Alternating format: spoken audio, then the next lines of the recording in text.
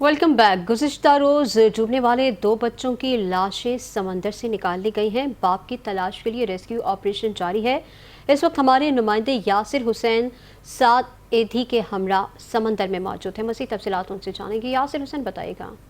जी बिल्कुल, इस वक्त मैं आपको रिपोर्ट कर रहा हूँ सीवीओ साहिल समंदर से, जहाँ पर गुज़िश्ता रोज़ एक बाप ने अपने 2 बच्चों को पहले समंदर में धक्का दिया और ख़ुद भी समंदर में छलांग लगा दी, जिसके लिए रेस्क्यू ऑपरेशन कल से ही जारी है। अंधेरी की वजह से रात में रेस्क्यू ऑपरेशन को जो है वो रोका गया था और सुबह सूरज की पहली किरण के साथ रेस्क्यू ऑपरेशन जो है वो दोबारा शुरू कर दिया गया है। जबकि अब से 2 घंटे पहले एक बच्चे की लाश जो है वो सीवीओ के मुकाम से बरामद हुई थी, जबकि अब से कुछ देर पहले एक बच्ची 4 साल आयत जिसकी शनाख्त हुई है उसकी लाश भी रिकवर कर ली गई है, जबकि वालिद की जो तलाश है वो अभी भी जारी है। इस वक्त हमारे साथ मौजूद हैं ईदी के फाउंडेशन के सरबराह साद ईदी। इनसे मजीद जान लेते हैं। सर, कितनी टाइम से रेस्क्यू ऑपरेशन जारी है और कितना टाइम अभी मजीद लग सकता है? देखिए, कल शाम 4 बजे से 4 साढ़े 4 बजे से रेस्क्यू ऑपरेशन जो है वो जारी है। इसमें जो है गोताखोर जो है हमारे लाइफ गार्ड्स वो साहिली पट्टी जितनी भी है सीवीओ से लेकर 2 दरिया तक वो सर्च कर रहे हैं एम्बुलेंसेस के ज़रिए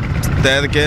बाकी हम बोट्स के ज़रिए जो है वो गहरे समंदर में और जो जहाँ से चांसेस हैं रिकवर होने के डेड बॉडीज़ वहाँ से सर्च कर रहे हैं। अब तक जो है वो 2 डेड बॉडीज़ रिकवर हो चुकी हैं, एक बच्चे की और एक बच्ची की, और बाप की तलाश जो है वो अभी तक जारी है और ये ऑपरेशन तब तक जारी रहेगा जब तक कि बाप की डेड बॉडी रिकवर नहीं हो जाती।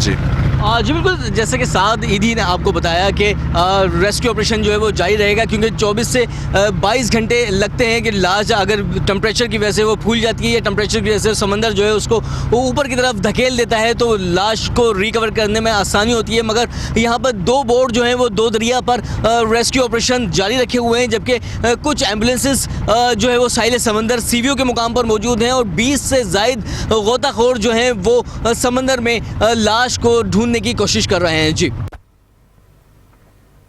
यासिर हुसैन तफसीलात से आगाह कर रहे थे आपका।